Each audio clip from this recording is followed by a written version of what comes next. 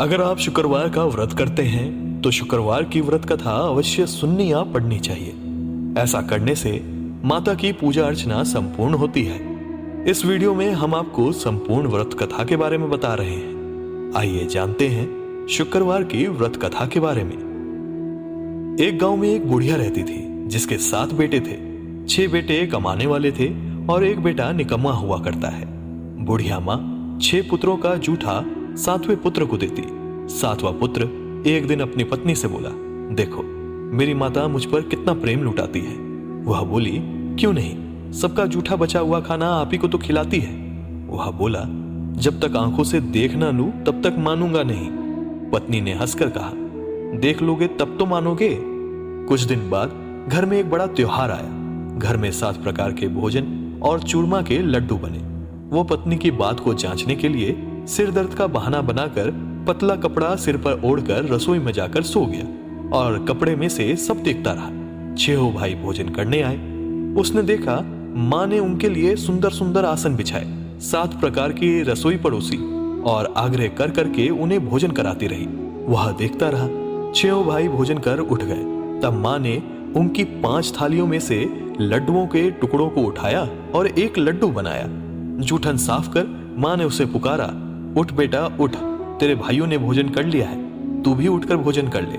उसने कहा, माँ मुझे भोजन नहीं करना, मैं प्रदेश जा रहा हूँ। माता ने कहा, कल जाना हो तो आज ही जा। वह बोला, हाँ हाँ बस जा ही रहा हूँ। यह कहकर वो घर से निकल गया। चलते समय उसे पत्नी की याद आई। वह गौशाला में उपले थाप रही होती है। वहां जाकर वो कहता है कि मेरे पास तो कुछ नहीं है, ये अंगूठी है, सो ले लो और अपनी कोई निशानी मुझे दे दो। वह बोली, मेरे पास क्या है, यह गोबर भरा हाथ है। यह कहकर पत्नी ने उसकी पीठ पर गोबर के हाथ की थाप मार दी। फिर वो वहां से चल देता है। चलते चलते दूर देश में पहुंचता है। वहां एक साहूकार की दुकान थी। वहां जाकर वो बोलता है, सेठ जी मुझे नौकरी पर रख लो। साहूकार को नौकर की सख्त जरूरत होती है। साहूकार ने कहा, काम देखकर ही तनख्वाह मिलेगी। उसने कहा, सेठ जी जैसा आप ठीक समझें। उसे साहूकार के यहाँ नौकरी मिल गई। वो वहां दिन रात काम करने लगा। कुछ दिन में दुकान का लेन देन, हिसाब किताब, ग्राहकों को माल बेचना, सारा काम करने लगा। साहूकार के 7-8 नौकर थे। वे सब चक्कर खाने लगे, लेकिन उसने अपनी लगन, परिश्रम और ईमानदारी से सभी को पीछे छोड़ दिया। उसे अपने किए का फल भी मिला। सेठ ने भी उसका काम देखा और 3 महीने में ही उसे मुनाफे में साझेदार बना लिया। परिश्रम करते करते 12 वर्ष में ही वो नगर का नामी सेठ बन गया और सेठ अपना सारा कारोबार उस पर छोड़कर बाहर चला गया। इधर उसकी पत्नी पर क्या बीती इन 12 वर्षों में वह सुने। सास ससुर उसे दुख देने लगे। गृहस्थी का काम करवाकर उसे लकड़ी लेने के लिए जंगल में भेजते। इस बीच घर की रोटियों के आटे से जो भूसी निकलती उसकी रोटी बनाकर रख दी जाती और फूटे नारियल की नरेली में पानी दिया जाता था। इस तरह दिन बीतते रहे। एक दिन जब वह जंगल से लकड़ी लेने के लिए जा रही होती है तब उसे रास्ते में बहुत सी स्त्रियां संतोषी माता का व्रत करती दिखाई पड़ती हैं। वो वहां जाकर पूछने लगती है कि बहनों, ये तुम किस देवता का व्रत कर रही हो और इसके करने से क्या फल मिलता है? इस व्रत के करने की क्या विधि है? यदि तुम अपने इस व्रत का विधान मुझे समझा कर कहोगी तो मैं भी तुम्हारा बड़ा एहसान मानूंगी। उनमें से एक स्त्री बोली, सुनो, ये संतोषी माता का व्रत है।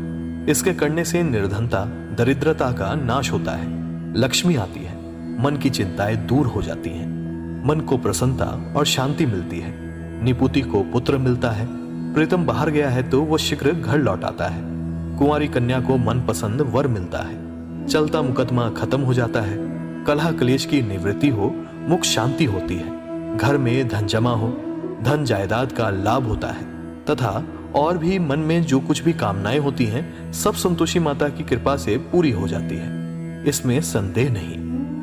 वह पूछने लगी कि यह व्रत कैसे किया जाता है, ये भी बताओ तो बड़ी कृपा होगी। वह स्त्री कहने लगी, बिना परेशानी, श्रद्धा और प्रेम से जितना भी बन सके प्रसाद लेना। 5.25 पैसे से 5.25 आने तथा इससे भी ज्यादा शक्ति और भक्ति के अनुसार गुड़ और चना ले। हर शुक्रवार को निराहार रहकर कथा कहना या सुनना। इसमें ओम बीज का कम नहीं टूटे। लगातार नियम पालन करना। सुनने वाला कोई ना मिले तो घी का दीपक जलाकर उसके आगे जल के पात्र को रखकर कथा कहना, परंतु नियम न टूटे। जब तक कार्य सिद्ध ना हो नियम पालन करना और कार्य सिद्ध हो जाने पर व्रत का उद्यापन करना। 3 मास में माता पूरा फल प्रदान करती है। यदि किसी के ग्रह खोटे भी हैं तो माता 1 वर्ष में अवश्य उसको अनुकूल बना देती है। कार्य सिद्ध होने पर उद्यापन करना चाहिए, बीच में नहीं। उद्यापन में 2.5 सेर आटे का खाजा तथा इसी अनुसार खीर तथा चने का साग बनाना, 8 बच्चों को भोजन कराना, जहां तक मिले देवर, जेठ, भाई बंधु, कुटुंब के लड़के लेना, ना मिले तो रिश्तेदारों और पड़ोसियों के लड़के बुलाना, उन्हें भोजन करा, यथाशक्ति दक्षिणा दे। माता का नियम पूरा करना। ध्यान रखना उस दिन घर में कोई खटाई ना खाए। यह सुनकर वो वहां से चल देती है। रास्ते में लकड़ी के बोझ को कहीं बेच देती है और उन पैसों से गुड़ चना लेकर माता के व्रत की तैयारी करने लगती है। रास्ते में संतोषी माता के मंदिर में जाकर कहती है कि माँ, मैं तुमसे विनती कर रही हूँ। मैं बहुत दीन हूँ, निपट मूर्ख हूँ, व्रत के नियम कुछ जानती नहीं हूँ। मैं बहुत दुखी हूँ। हे माता, मेरा दुख दूर कर, मैं तेरी शरण में आई हूँ। माता को दया आती है। एक शुक्रवार बीता कि दूसरे शुक्रवार को ही उसके पति का पत्र आया और तीसरे शुक्रवार को उसका भेजा हुआ पैसा आ पहुंचता है। यह देखकर जेठानी मुंह सिकोड़ने लगती है। इतने दिनों बाद इतना पैसा आया है, इसमें क्या बड़ाई है। लड़के ताने देने लगे, काकी के पास अब तो पत्र आने लगे हैं, रुपया आने लगा है, अब तो काकी की खातिर बढ़ेगी, अब तो काकी बुलाने से भी नहीं बोलेगी। बेचारी सरलता से कहती है कि भैया, पत्र आए, रुपया आए तो हम सबके लिए अच्छा है। ऐसा कहकर आंखों में आंसू भरकर संतोषी माता के मंदिर में जाती है। मातेश्वरी के चरणों में गिरकर रोने लगती है। माँ, मैंने तुमसे पैसा नहीं मांगा, मुझे पैसे से क्या काम, मुझे तो अपने सुहाग से काम है। मैं तो अपने स्वामी के दर्शन और सेवा मांगती हूँ। तब माता ने प्रसन्न होकर कहा, जा बेटी, तेरा स्वामी जल्द ही आएगा। यह सुन खुशी से बावली होकर वो घर आकर काम करने लगी। संतोषी माँ विचार करने लगी कि इस भोली पुत्री से मैंने कह तो दिया, परंतु इसका पति शीघ्र आएगा कैसे। वह तो इसे स्वप्न में भी याद नहीं करता। उसे इसकी याद दिलाने के लिए मुझे ही जाना पड़ेगा। संतोषी माता ने उस बुढ़िया के बेटे को सपने में समझाया, पुत्र, तेरी घरवाली कष्ट उठा रही है। यह बोला, हाँ माता, ये तो मुझे भी मालूम है, परंतु क्या करूं, मैं वहां कैसे जाऊं। प्रदेश की बात है, लेन देन का सारा हिसाब किताब है, कोई जाने का रास्ता नजर नहीं आता। आप कोई राह दिखाएं कि मैं वहां कैसे जाऊं। मां कहने लगी, सवेरे नहा धोकर संतोषी माता का नाम ले, घी का दीपक जलाकर प्रणाम कर और दुकान पर जाकर बैठना। देखते देखते तेरा लेन देन चुक जाएगा, जमा माल बिक जाएगा, सांझ होते होते धन का ढेर लग जाएगा। वह अगले दिन सुबह सुबह जल्दी उठा। उसने अपने मित्र बंधुओं परिचितों से स्वप्न में माता द्वारा कही गई बात सुनाई। वे सब उसकी खिल्ली उड़ाने लगे। वे कहने लगे कि कभी कोई सपने वाली बात सच हुई है क्या। एक बूढ़ा व्यक्ति वहां समझदार था। वह बोला, देखो भाई, मेरी बात मानो, इस तरह सांच या झूठ कहने के बदले देवता ने जैसा कहा है वैसा ही करो, तेरा क्या जाता है। बूढ़े की बात मानकर नहा धोकर उसने संतोषी माता को प्रणाम किया। फिर घी का दीपक जलाकर दुकान पर जा बैठा। शाम तक धन का ढेर लग गया। वो हैरान हुआ, मन में संतोषी माता का नाम लिया। प्रसन्न होकर घर जाने के वास्ते गहना, कपड़ा व सामान खरीदने लगा। सब काम को निपटाकर अपने घर को रवाना हुआ। इधर उसकी पत्नी जंगल में लकड़ी लेने आती है। लौटते वक्त थक जाने के कारण संतोषी माता के मंदिर पर विश्राम करने बैठ गई। ये तो उसका रोज आने जाने का एक स्थान बन चुका था। धूल उड़ती देख उसने माता से पूछा, हे माता, ये धूल कैसी उड़ रही है। माँ ने कहा, हे पुत्री, तेरा पति आ रहा है। अब तू ऐसा कर, लकड़ियों का 3 गट्ठा बना, एक नदी के किनारे रख, दूसरा मेरे मंदिर पर और तीसरा अपने सिर पर रख। तेरे पति को लकड़ी का गट्ठा देखकर तुझ पर मोह पैदा होगा। ये वहां रुकेगा, नाश्ता पानी बनाकर खाएगा और फिर माँ से मिलने जाएगा। तो लकड़ी का बोझ उठा कर जाना और बीच चौक में गट्ठा डालकर 3 आवाजें जोर से लगाना। लो सासू जी, लकड़ियों का गट्ठा लो, भूसी की रोटी दो, नारियल के खोपड़े में पानी दो। आज कौन मेहमान आया है। संतोषी माँ की बात सुनकर वह अच्छा माँ कहकर वहां से चल देती है। एक नदी के तट पर वो गट्ठा रखती है और फिर एक मंदिर में। इतने में ही मुसाफिर वहां पर आ जाता है। सूखी लकड़ी देखकर उसको इच्छा होती है कि पहले यहाँ पे विश्राम कर लेते हैं, भोजन कर लेते हैं, फिर खा पी कर गाँव चलते हैं। इस प्रकार भोजन और विश्राम कर वो अपने गांव में आ गया। उसी समय बहू सिर पर लकड़ी का गट्ठा लिए आई। उसने गट्ठा को आंगन में डाला और जोर से 3 आवाजें दी। लो सासू जी, लकड़ी का गट्ठा लो, भूसी की रोटी दो, नारियल के खोपड़े में पानी दो, आज कौन मेहमान आया है। ये सुनकर सास ने अपने दिए हुए कष्टों को भुलाने के लिए कहा, बहू तू ऐसा क्यों कहती है, तेरा मालिक ही तो आया है। बैठ, मीठा भात खाकर कपड़े गहने पहन। पत्नी की आवाज सुनकर उसका स्वामी बाहर आया और उसके हाथ में पहनी अंगूठी देखकर व्याकुल हो गया। उसने माँ से पूछा, माँ ये कौन है। माँ बोली, बेटा तेरी पत्नी है।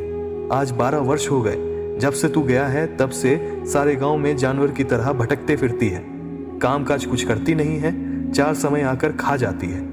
अब मुझे देखकर भूसी की रोटी और नारियल के खोपड़े में पानी मांगती है। वह बोला, माँ मैं इसे भी देखा हूं और तुम्हें भी देखा हूं, मुझे दूसरे घर की चाबी दो, मैं अब उसमें रहूंगा। ठीक है बेटा, जैसी तेरी मर्जी, कहकर माँ ने चाबी का गुच्छा बेटे के सामने रख दिया। उसने दूसरे घर को खोलकर सारा सामान जमाया। एक ही दिन में वहां राजा के महल जैसा ठाट बाट बन गया। अब क्या था, वह सुख भोगने लगी। अगले शुक्रवार उसने अपने पति से कहा, मुझे संतोषी माता के व्रत का उद्यापन करना है। पति ने बोला, बहुत अच्छा, खुशी से करो। वह उद्यापन की तैयारी करने लगी। जेठ के लड़कों को भोजन के लिए कहने गई। उन्होंने मंजूर किया, परंतु पीछे से जेठानी ने अपने बच्चों को सिखा दिया कि देखो रे, भोजन के समय सब लोग खटाई मांगना, जिससे उसका उद्यापन पूरा ना हो सके। लड़के भोजन करने गए, खीर पेट भर कर खाई, परंतु बात याद आते ही कहने लगे, हमें कुछ खटाई खाने को दो, खीर खाना हमें भाता नहीं है। देखकर अनुरुचि होती है। लड़के उठ खड़े हुए, बोले, पैसे लाओ। भोली बहू कुछ जानती नहीं थी तो उसने उन्हें पैसे दे दिए। लड़कों ने बाजार में जाकर उन पैसों से इमली खरीदी और फिर खाई। यह कहकर बहू पर माता का कोप बढ़ गया। राजा के सैनिक उसके पति को पकड़ कर ले गए और कहने लगे कि अब सब मालूम हो जाएगा जब जेल की रोटी खाओगे। बहू से यह वचन सुना नहीं गया। वह संतोषी माता के मंदिर में गई और कहने लगी, माता तुमने ये क्या किया, हंसाकर क्यों रुलाने लगी। माता बोली, पुत्री तूने मेरा व्रत भंग किया है, इतनी जल्दी सब भुला दिया। वह बोली, माता भूली तो मैं कुछ भी नहीं हूं, ना तो मैंने कुछ अपराध किया है, मुझे तो लड़कों ने इस अपराध में डाल दिया है, मुझे क्षमा करो माँ। माँ बोली, ऐसी भूल भी कहीं होती है।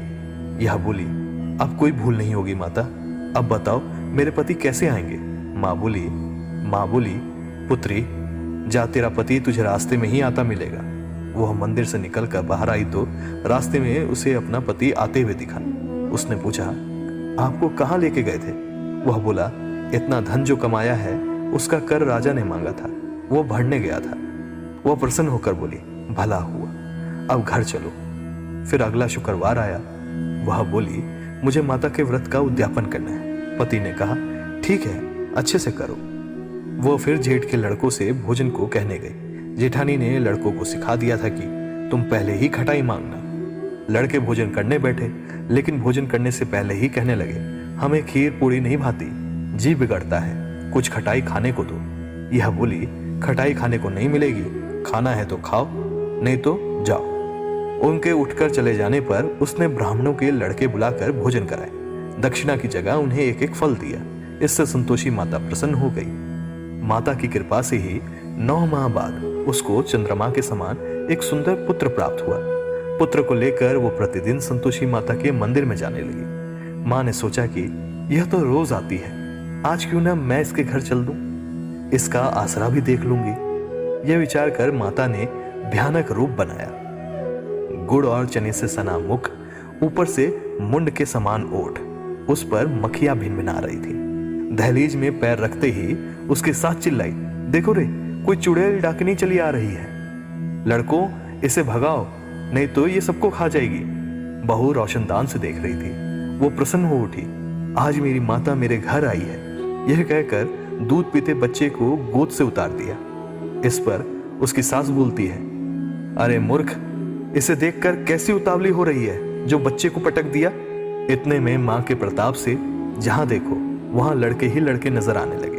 वह बोली, माँ जी, मैं जिनका व्रत करती हूँ ये वही संतोषी माता है। इतना कहकर उसने झट से घर के सारे किवाड़ खोल दिए। सबने माता के चरण पकड़ लिए और विनती करने लगे, हे माता, हम मूर्ख हैं, अज्ञानी हैं, तुम्हारे व्रत की विधि हम नहीं जानते, तुम्हारा व्रत भंग कर हमने बड़ा अपराध किया है। हे माता, आप हमारे अपराधों को क्षमा करो। इस प्रकार बार बार कहने पर संतोषी माता प्रसन्न हुई। इसके बाद उसकी सास कहने लगी, हे संतोषी माता, आपने बहू को जैसा फल दिया है वैसा सबको देना। जो कथा सुने या पढ़े उसका मनोरथ पूर्ण हो। तो ये थी संतोषी माता की व्रत कथा।